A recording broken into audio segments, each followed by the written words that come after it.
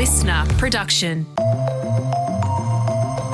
G'day, welcome to this episode of The Briefing. I'm Sacha Barbour Gatt. Are you like millions of people across the globe who are waiting eagerly for the fifth and final season of Stranger Things to drop this year? Did you know it's been 937 days since the last season was released? It feels like that's the reality, no pun intended, of TV in the 2020s. Long gone are the days of seasons of television with 20-plus episodes running half the year, filler eps, and genuine, drawn-out character development. We're lucky to get 8 episodes these days, and as we've seen with Stranger Things, we are waiting years for new episodes to be released. But some would argue that in return, we're treated to bigger names, more seamless production, epic effects, and pristine on-location sets. So why has there been such a shift in our television consumption tastes? And has it been for the better?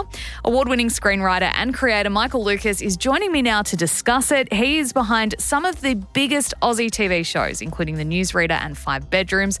Michael, first off, thank you so much for joining us on The Briefing today. I think we're both probably going to get up on our soapboxes a little bit, but I first want to kind of get a bit of a history lesson, I suppose.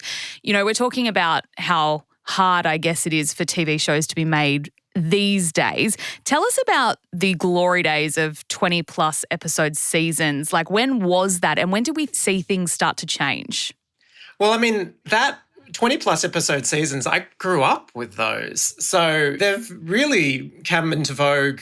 I'm sure they weren't there in the 50s, but by the time I came along in the 80s, networks loved to have those shows that would run for literally half a year, and you would have these nights of the week. Like, I remember Thursday nights, and you would know that there was a sitcom, and then there was like a medical drama, and you could rely on them to go for half a year. And in Australia, that really did continue all the way into the 2000s. Like, I do remember, and even the 2010s just barely, I think. Like, you might, Blue Heelers and All Saints, Packed to the Rafters, I think when it began, was that length. But I think there were these sort of two moments when TV started to change. One sort of in the late 90s, early 2000s, and then another one again in the 2010s when streaming started that kind of killed that model of television. That's what I was going to ask next. Was we saw Netflix's first originals in 2013, Orange is the New Black and House of Cards. They released a huge critical acclaim and huge buzz, but they only had 13 episodes each. How did this kind of kick off the TV revolution? Well, I mean, I would even say it was earlier than that with HBO and like Sopranos and Sex and the City. And basically, it was a different approach to the kind of production standards of television. Like, when I grew up, I expected television to look different to films. Like, it would be studio-based. It would be obviously shot on tape with sort of blanket lighting. I mean, I even remember a sitcom every season might have an episode where all the characters do is sit on a couch and remember things that have happened, and you see flashes of previous episodes. I don't know whether you remember any of that. I do. But then once you start getting into The Sopranos and Sex and the City, there was an aspiration, I guess, to match the kind of production quality that film had. And so that meant that it was like location shooting. Like, Sex and the City was all over New York. It was very minimally in studios.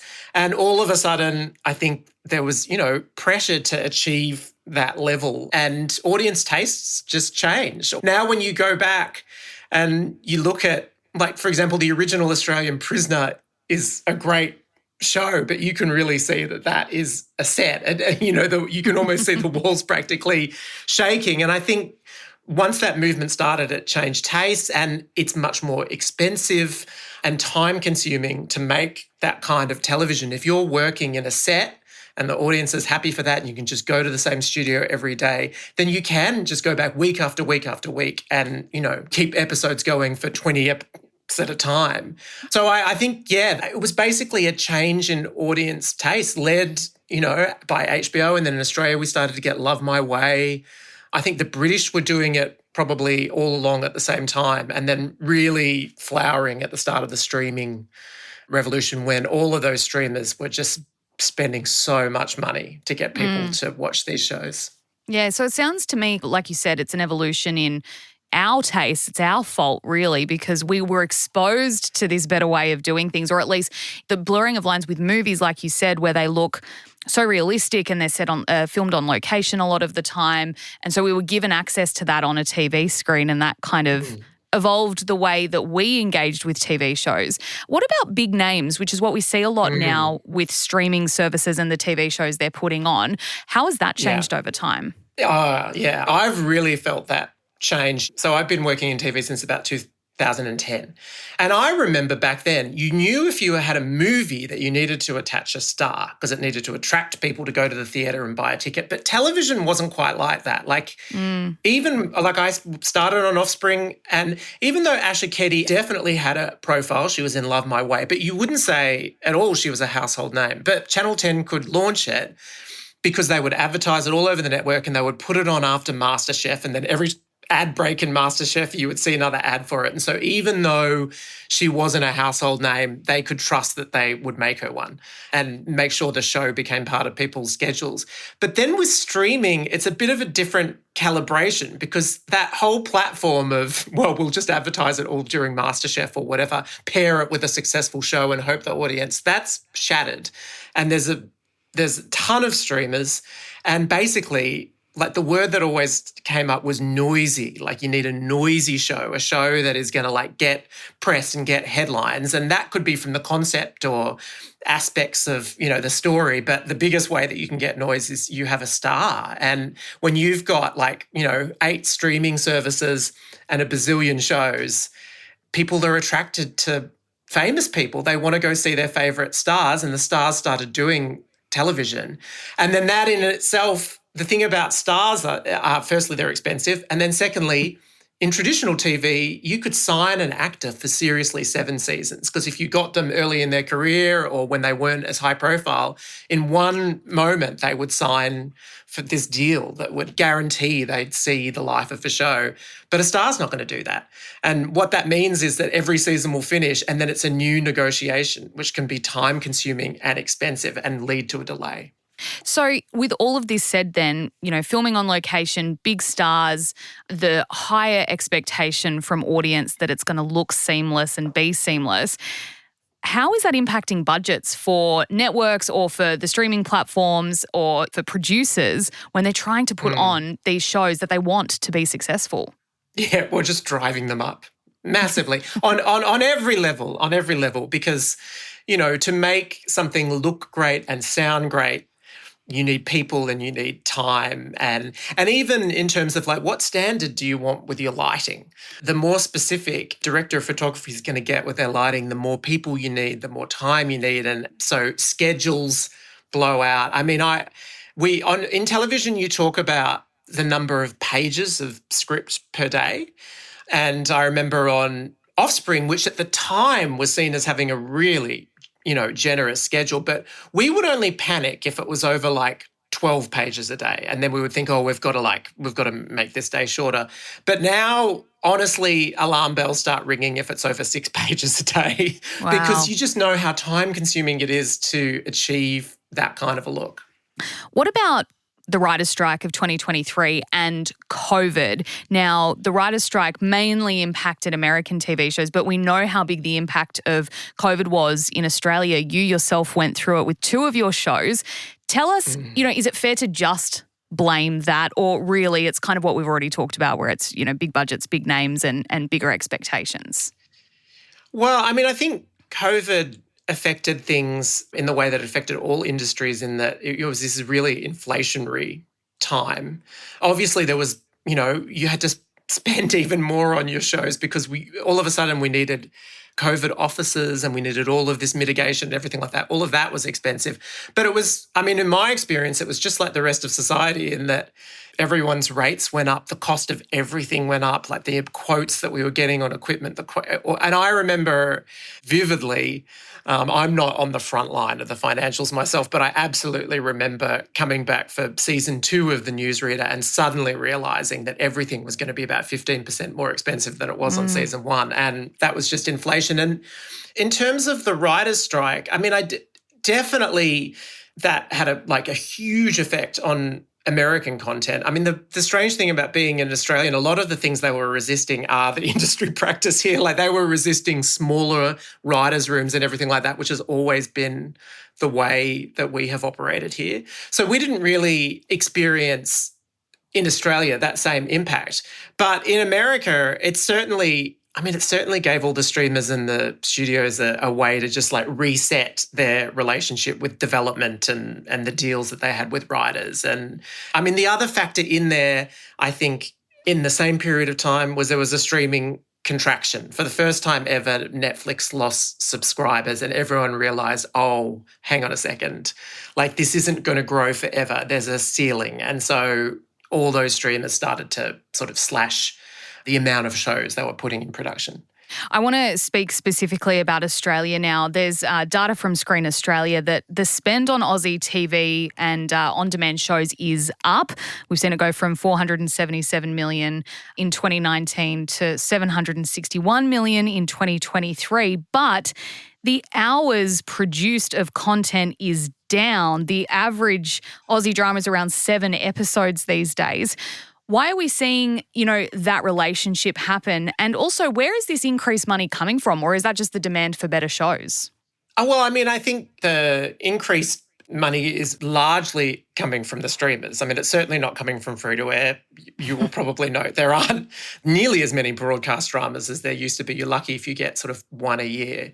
And again, I think it is bigger budgets going to less productions. So it's just an intensification of kind of what we've been talking about. And it is, I think, for these streamers that are operating in Australia, a desire to produce something here that, can absolutely compete with anything you see internationally. And so absolutely you end up with these much bigger budget shows, which is, it's a challenging environment in a way because in some instances, crew will work on a production with much bigger rates and then that changes their quote, which affects everything else, every other production around Australia.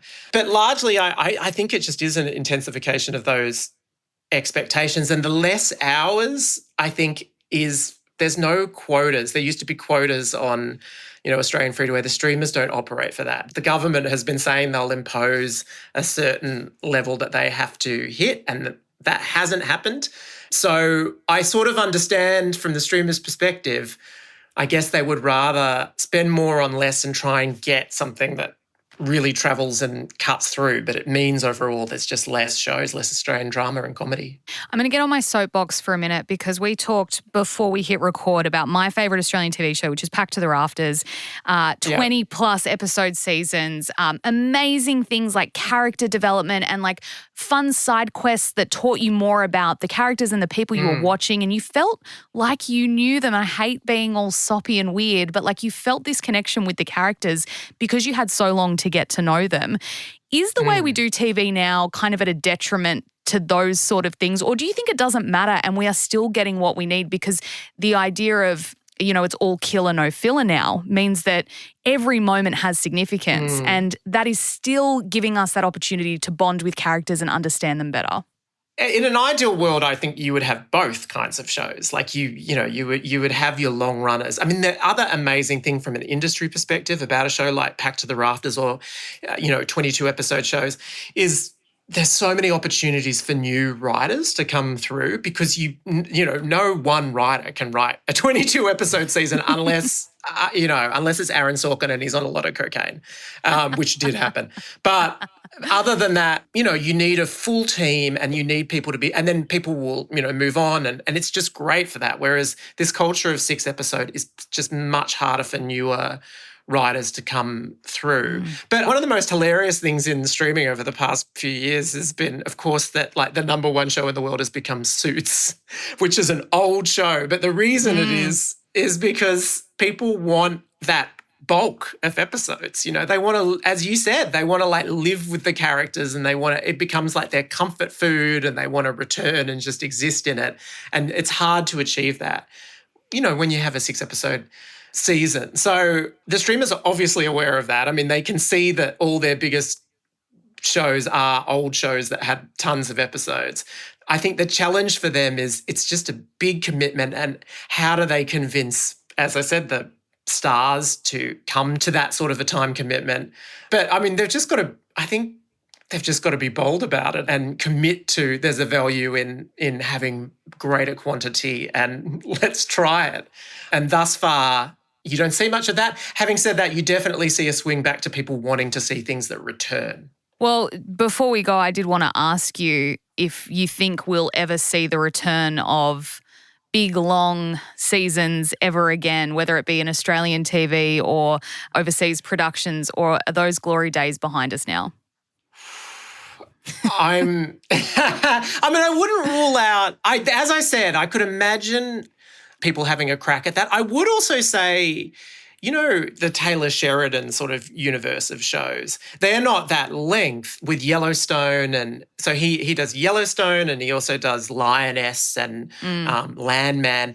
Even though they're not that length, they're very returnable, and he sort of is constantly bringing back these returnable shows and offshoots and sort of building up this universe. And people can definitely see the success of that.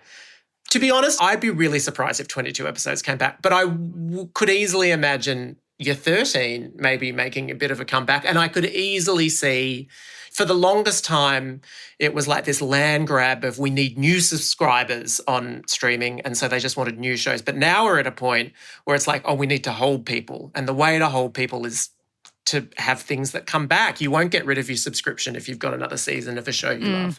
That's so true. I'm not going to say 22, but I will say returnable 13's possible. Look, I'll take 13. And speaking of, really before we go, last question. The 4th season of Offspring premiered in 2013. It had 13 episodes. And I'm curious to know, if the season had been shorter, would you have still killed off Dr. Patrick, who died in episode 12? That's right. We did think that was honestly, that was a creative decision. That was the best journey for Nina and her sister.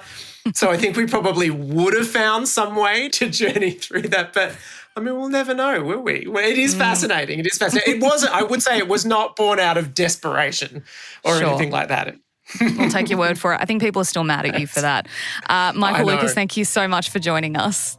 Thanks very much. Screenwriter and creator of The Newsreader, Michael Lucas, speaking with me there. And the new and final season drops February 2nd on ABC and ABC iView. And that is all for this episode of The Briefing. Thank you for being here. We would love it if you could share this ep with someone you think might enjoy it.